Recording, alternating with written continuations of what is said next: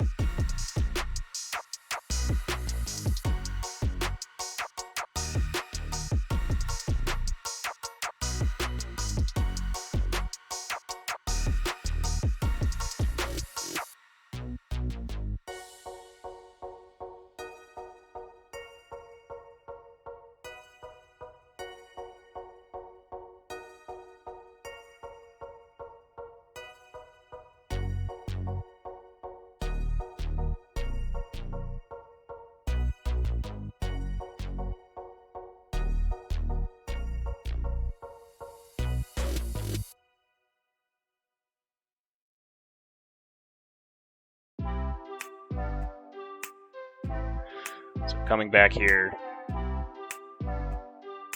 So that's the second most important stat. The second most important stat is output, because at the end of the day, the game is won by having pieces on the board, and if you can delete your opponent's pieces by doing damage to them, that's your next most important stat.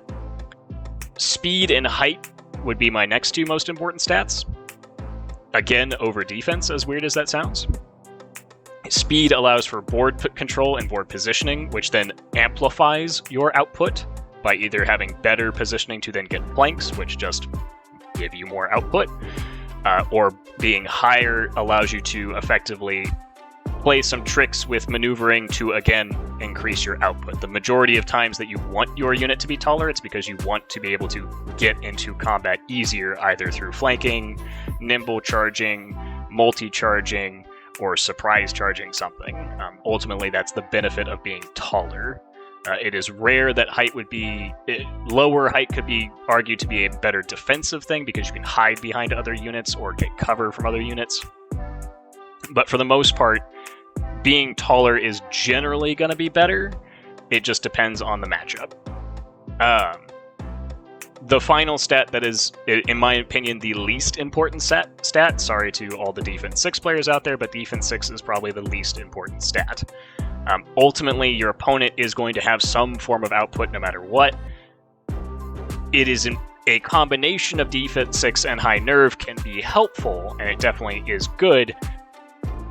But at the end of the day, the thing that actually matters most is just your actual nerve total. And the reason for this is that this is a game of dice. Defense is great, but theoretically, someone could spike. Someone could get a spiked roll, hit a lot of 6s on their wound roll, and suddenly that defense 6 amounts to nothing. You could have a defense 2 unit. If your opponent only throws 6 dice at it, it's only going to take a maximum of 6 wounds. If it has 12 nerve, it's got a good chance of still being there at the end of the day. So the nerve value is always most important because there are very few things that affect it. And the things that do, again, we're going to talk about that more in detail, but those things are very powerful. You are limited by how much output you can put out. Defense 6 helps contain some of that output and makes it a little bit better, and Defense 5 respectively as well, but they on their own are probably still the least important stat, because if you just hit your opponent and remove them, then it doesn't matter what your defense is, because realistically they're not hitting you back. Also, as this is a movement-based game, there are lots of ways to play around a low defense. There are less ways to play around a low nerve. Low nerve is actually probably one of the biggest constraints, and you'll see a lot of lists that don't have high nerve won't even take those units unless they're using them for some kind of chat purpose. Alright, now that we've covered stats and why that matters, what's the takeaway from that? What does that actually mean? Part of that is understanding why you want to take a unit and understanding what purpose it's going to have within your list. So not just like, I want to take a knight unit because it's a fast unit that hits things. It's understanding exactly what that knight unit is going to do and how hard it is for your opponent to remove it. The benefit of, for instance, a Kingdoms of Men Regiment of Knights is that it is 14-16, defense 5, so it's a fairly tough unit for what it is. And it has good output at about 6 or 7 wounds when it charges unhindered. Actually, I think it's a bit more than that. But ultimately, that gives you a solid unit that just has all-around good stats.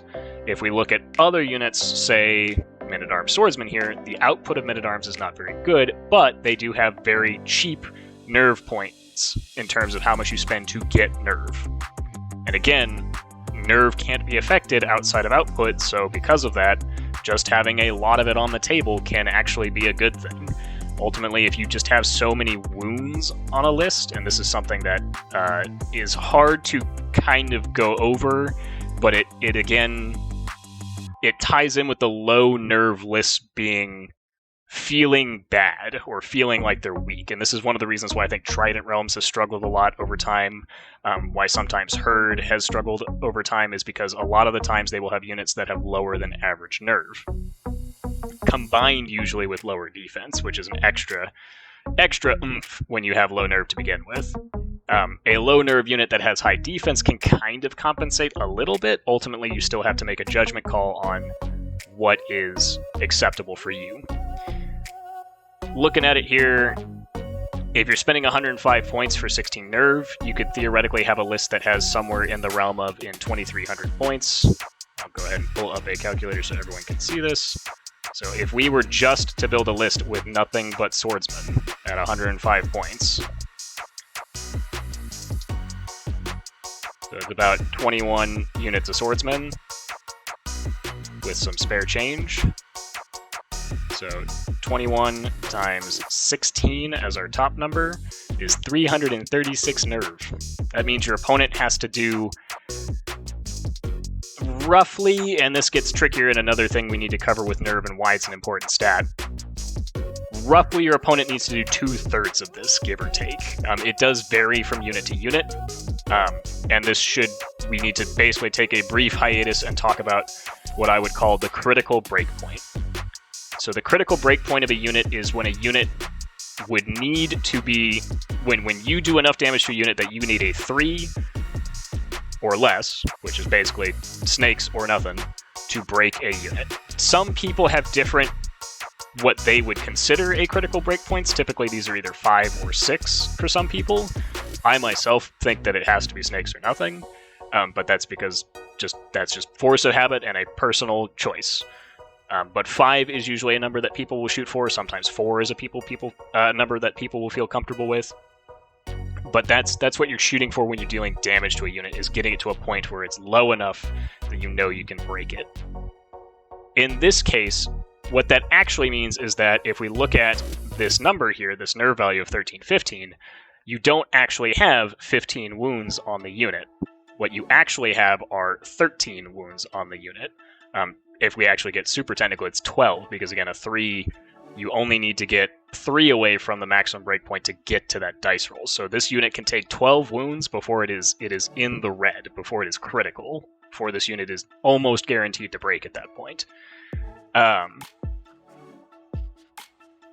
So this is important to note, because 12 wounds isn't a whole lot in this game for a lot of units. This is a game where wounds make up a huge... We look at dice and we see units that put out 20 dice of attacks, but they actually only do like 11 wounds, which sounds like not a big deal until you realize that that's enough to put a lot of units into this critical breakpoint on its own. In some cases, this is Soul Reaver infantry I'm referencing, but there are a number of large infantry hordes that can put out easily 10 wounds a turn against defense 4. And so understanding that that means that they're hitting critical breakpoints when they're fighting also gives you an idea of how much nerve is a good amount of nerve. I've always stated that the 17 breakpoint is probably the best across the board. So at least to shoot for as an average. 16 is okay, you just have to know what you're fighting against. 17 nerve typically can survive charges from things like large infantry and still need a 7 twice to break. A waiver is still very bad, but a lot of times people will have ways to negate that or try to avoid it. And ultimately, it also comes down to just knowing how to position your stuff to dictate charges. But a 15-17 nerve is a really good break point to shoot for, because it helps limit your units being picked up in one turn. 14-16 is okay, you just have to know what your opponent can shoot into it that will kill it. Large infantry will typically take out 14-16s in one turn, or have a very good chance to. Some other units won't. This also kind of plays into playing with terrain. We're going to do a whole other episode about kind of understanding how to pick your fights. But the big thing here is that that's what a critical breakpoint is and what you're shooting for with units. So you need to have a number of units that can hit those critical breakpoints with their output. But at the same time, you also need to have a number of units that can survive a charge from being hit by units that do critical amounts of damage. So this is why hordes are important, because hordes there's no unit in the game, barring a horde of knights, that can kill another horde in one turn. Even other hordes of units typically will come just short. So like a horde of Great Axe and Orcs shouldn't be able to kill another horde, it should come very close, at least at its base stats. With additional buffs, that gets questionable very quickly.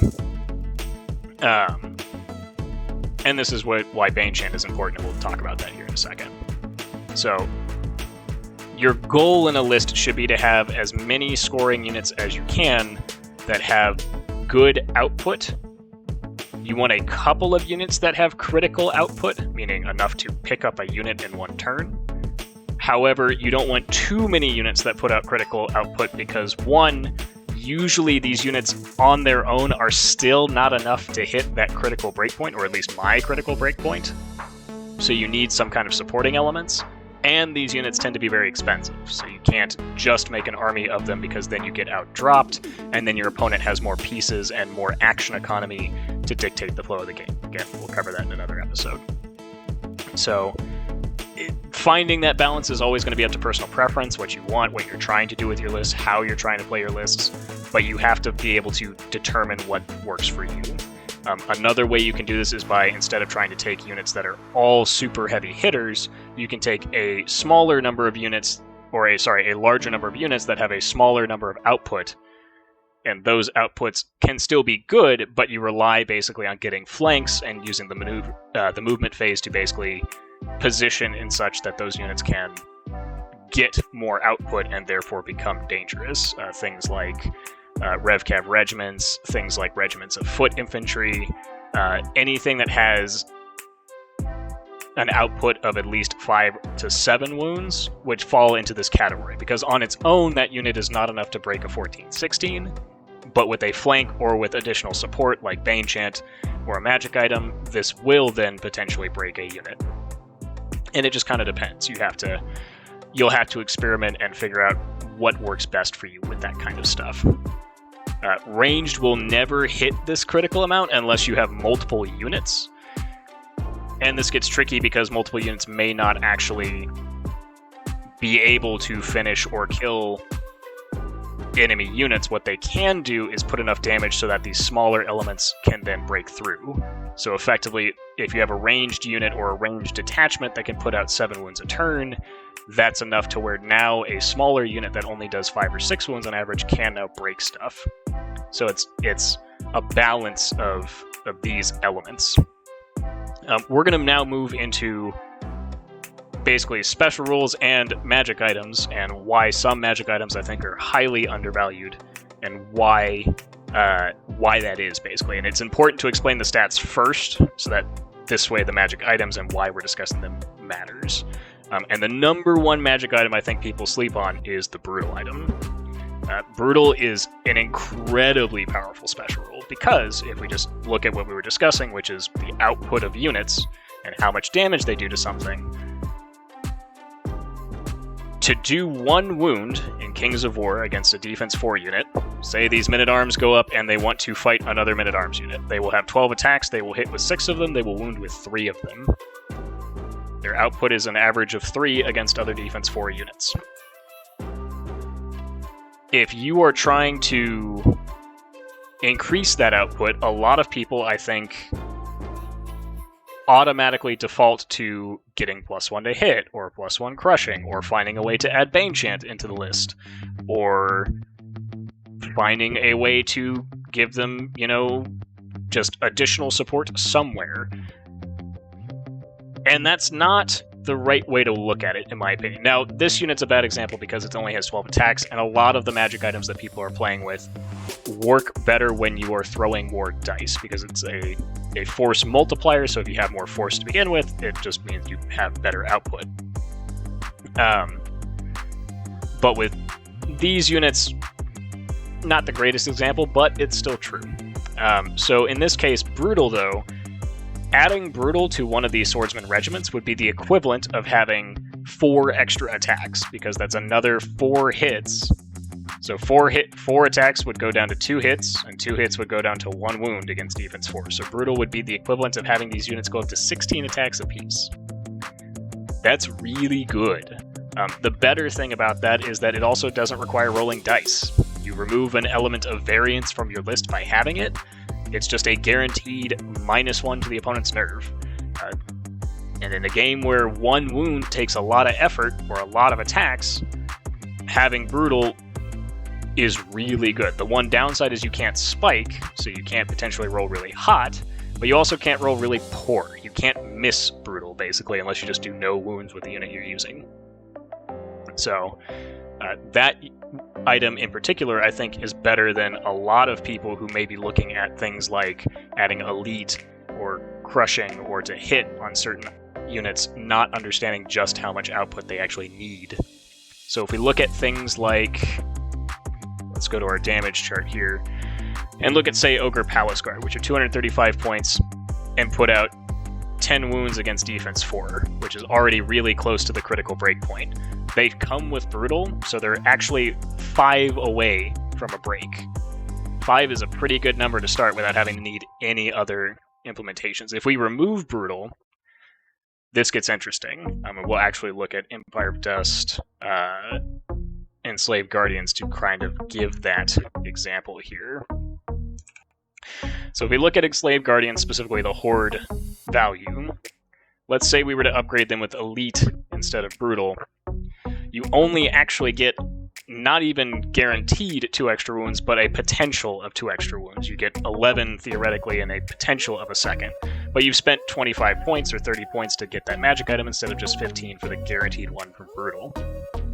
So it's not as impressive as one would think. Now, +1 to hit is a little bit more substantial because we go to 0.83, which is a little bit better, but still not that much better. You're getting about, it is mathematically about 16 point something additional output, but it's not going to, you're paying 50 points or 45 points or 40 points for the +1 strength to get this additional output. So it just kind of depends. Now, the often confused stat, I think, for some people is why the crush and the hit are better in certain circumstances. I've had a number of people say that they're mathematically the same, and that's actually not true. It's mathematically the same against defense 5 or 6, in theory. It is not mathematically the same against defense 4 or lower, because ultimately, when you have good stats to begin with, like crushing 2, once you hit the 2-up, you can't go higher than 2-up to wound. The only realistic benefit there would be to get around weakness, theoretically. But +1 to hit means more hits, which therefore equivalents to more wounds against things that aren't high enough defense to get around your defense. Against something that is a higher defense, then the difference of to hit would actually be the same. So yeah, we get 10.1. So almost identical.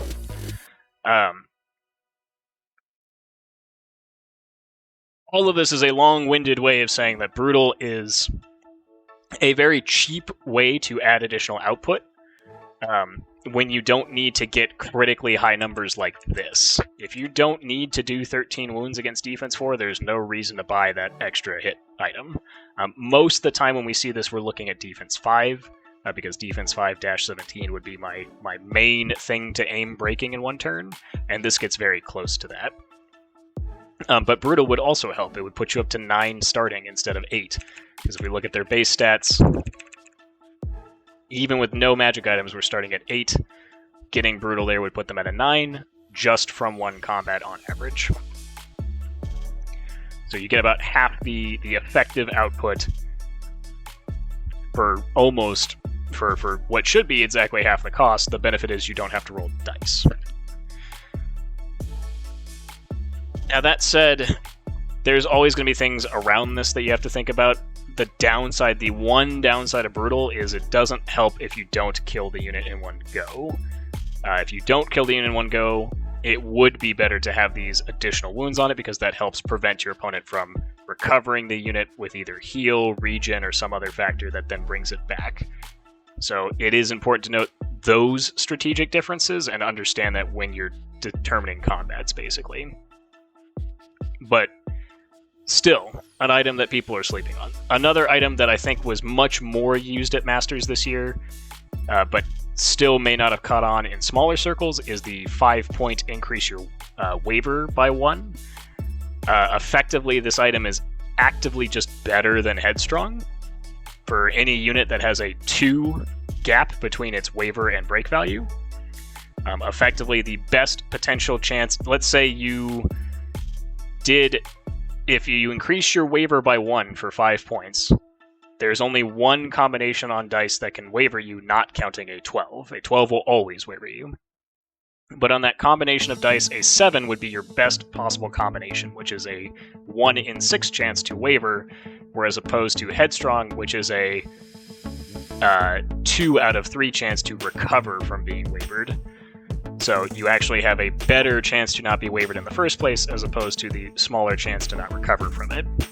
So if you're trying to put Headstrong on a unit that isn't Trolls with a 3 nerve gap, where then the math changes, this is much better to have the +1 waiver.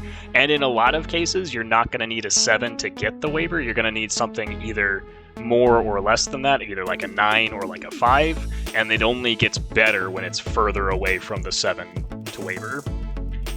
So that's another item that I think people should be looking more at. The other thing is just to look at output in general, knowing exactly how much adding elite to a unit actually does for you. I think a lot of people will add elite to a unit rather than just re-rolling one dice to hit, which for equivalent here, if we want to take a look at what that actually does. So with elite, we go to 11.7 without elite, but instead with just adding one attack representing the reroll hit, we get a pretty decent increase without having to spend nearly any points for it. It just adds a little bit of consistency. This matters more on low attack characters than it does on a lot of attack characters. Elite has, again, a bigger value for units that have more dice being rolled. As opposed to a unit that has less dice being rolled, that's when the reroll one hit makes a big deal. This matters a lot with units like 7 attacks or 10 attacks. Never take a lead on a dragon, always take the reroll one to hit sword. There's almost no reason to take a lead, unless you have some combination of ranged attack to combine with it. Outside of that, Nimble is a situational item which really kind of combines with speed. You have to know how to make advantage of a unit that has the speed and nimble. Most of the time that's going to be large cav of some kind because they have the height to see over things and the speed to get to places to take the biggest advantage of Nimble. I do hope at some point Nimble is reduced for infantry regiments because that would be more incentive to take a Nimble infantry regiment, whereas right now the big issue is that they can't see things to declare charges, and they're not moving fast enough to take advantage of the Nimble in a lot of situations. And flying infantry typically already have it. Alrighty, so without trying to get too stuck up on magic items and going through all of them at the same time, we then have, as a wrap-up subject, the value of characters. So, and this kind of falls into all these other elements that we've talked about, like how much is a magic item actually doing for you, and this kind of wraps up that as well in terms of magic items, which is most characters are support elements. They're not actually units, and that's a weird phrase to work around. But the best way to put it is that when you have a character, when you have a wizard especially, a wizard will never have any output. So again, the second most important stat in this game is output, and a wizard has almost none. Even if you look at a wizard that's super stacked with ranged attacks, a ranged wizard typically has a similar amount of output to just taking a ranged regiment, in most cases. If you have a wizard with 5 lightning bolt, a dwarf regiment of Iron Guard guns would put out an almost similar amount of damage in the same turn. So they would both get approximately 3 hits. They would both do approximately, a wound or 2. If anything, the rifles would have a better output. And to get a unit with 5 lightning bolt, you typically have to spend either a similar amount of points or only slightly less, and you're not a scoring unit. So now, Lightning Bolt has the added advantage of you can move and shoot it, whereas the dwarves can't. But my point here is mostly that, at the end of the day, this is a game that is dictated by being able to score objectives. So you need units that can claim loot tokens, claim the center of the board, move over the center of the board, that aren't individuals, because individuals don't actually do anything on their own. They support your other units to win the game. Banechant is one of the biggest examples of this, where I think that people overvalue Banechant a lot of the times, which is to say that in a lot of situations, if you're only trying to Banechant one unit, it would be better to just get the magic item that increases that unit's stats than it would be to buy a whole wizard to get Banechant. If you're doing that in addition to buying an item, that makes sense, but most of the time it costs a minimum of 70 points to buy a wizard with the Banechant item, or a BSB with the Banechant item, and it costs 45 points to get the +1 strength or +1 to hit items, both of which would achieve the same goal for the most part. So if you're not trying to Banechant more than one unit, there is almost no reason to take Banechant. Really, even then, even if you are trying to Banechant more than one unit, it still becomes you are spending, again, a minimum of 70, if not slightly more points, on a wizard who has to do this, and may not guarantee it, because Bane Chant is not a guaranteed success on 2 dice. So, and you have effectively spent 70 points on a magic item, because that's what that wizard is doing. If that wizard doesn't have additional spells, all he is doing is being a +1 strength item for a unit a turn, and the only advantage he has over just taking that item is that he can move where that crushing strength is. Yeah, right? So it's important to note that when you're factoring in how much you want to spend on characters, that if items could do the same job, it's better to take the items, or it's just better to buy more units in certain circumstances, especially if you're looking at a wizard and saying, well, I need him to do something instead of just Bane Chanting, so I need him to cast additional spells. You're going to have to pay for those, and then that's reducing the amount of efficiency that's coming out of that wizard, because you can either cast one or the other, and if you're not casting Bane Chant, then you're not getting that advantage. If you're casting a ranged attack, if you're not doing enough damage, as it would have been to just take another unit, then what you are actually spending points on is opportunity cost. So that's ultimately what boils down for wizards. Melee characters actually have a lot of the same issues, where a lot of times I think people look at melee characters as one of 3 things: either hunting down other wizards, which almost will never work. At the very best, you can hope to keep wizards moving, but melee characters will almost never catch a wizard, and even if they do, you probably spent more points on the melee character than your opponent did on his wizard, in most cases. If we look at melee characters being added to a combat to support another unit with output, that's probably their best implicated use, is if they charge in against a unit and try to put more damage on that unit. It's hard to... A character will almost never kill a unit on his own, unless that unit is either artillery of some kind, or it's a very light chaff piece. Some characters have enough attacks to do this, and those characters are definitely the best at this element. Some, I think, have been traps for a long time that people keep using. In this case, the Flying Pharaoh is a good example. The Flying Pharaoh only has 5 attacks, and so he typically will hit chaff units that most people are throwing out that have at least 10, if not 12 wounds, or 12 nerve, and he can't get to that critical break number, therefore he doesn't actually kill them. And he probably costs twice as many points as any of those units.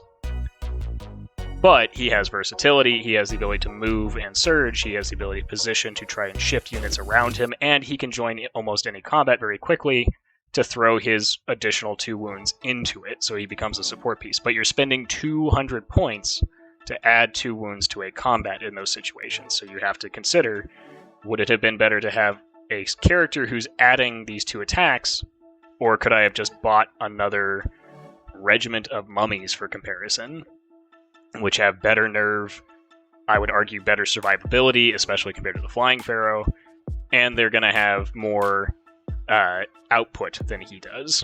And they score, which again comes back to another issue. So expensive characters like that can very quickly become traps, because you're investing a lot of points in what boils down to support. Which is not to say that support is bad, but it's good to understand the opportunity cost of what support is getting you, and then also not over-committing to support. In a similar way that you don't want to take magic items on every unit just to take magic items, it's best to try and just take more units. Because again, if we look at, say, the +1 to hit and the elite items, if I were to take 4 Enslaved Guardian Hordes, all with items that buff their combat output, by the time I finish that, I could almost have just taken another Enslaved Guardian Horde, which itself would have more output. And it scores, and it gives your list more nerve.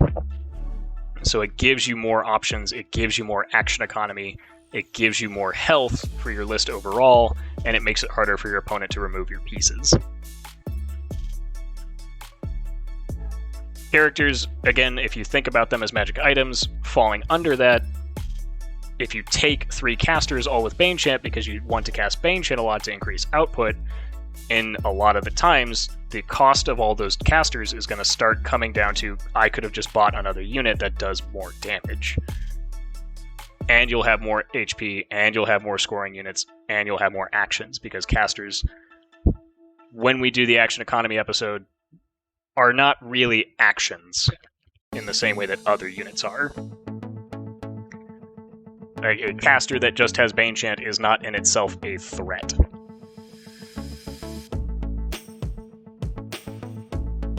This only gets exemplified by expensive casters, which is why people who know me well know that I have a great distaste for expensive casters, and the explanation I have behind this is that casters can still only cast one spell a turn, so if you're loading up a caster with up to 200 points of support abilities, most of the time I would rather have a unit that does that damage rather than the caster that is supporting the units. There are always going to be exceptions to this. Designing a list around the idea that a caster is a support piece can't work. You just have to know how that is going to play into your list and how it's going to do stuff. Is a caster that is focused on healing, like say Lich King with heal 7, is that going to heal enough wounds to justify his cost rather than just putting in another unit of wights or mummies or what have you into the list? So, will he heal enough damage to make up for just not having an extra 18 wounds on units that matter? And not be a scoring unit. Some of the examples of the best casters in the game, in my opinion, are ones that basically have multi-use and are scoring. This is typically ogres. The rat can have probably one of the best examples in a Broodmother, because a Broodmother is 1, a scoring unit, 2, is tall so it can see things when it needs to. Because it is a scoring unit and on a nimble large character base, it can now actually join combats and have decent output. It's still very clearly a support piece in those elements, but it can still do all that. So there's a lot of versatility in those units. Ogres have this in almost every one of their caster characters, and certainly their melee characters, because they're nimble combat characters. Even if they don't want to engage stuff on the front, you still have to give them attention. However, and it is worth noting that large infantry, chariot, and/or dragons are probably just out of this category because they are theoretically good enough to punch things in the face.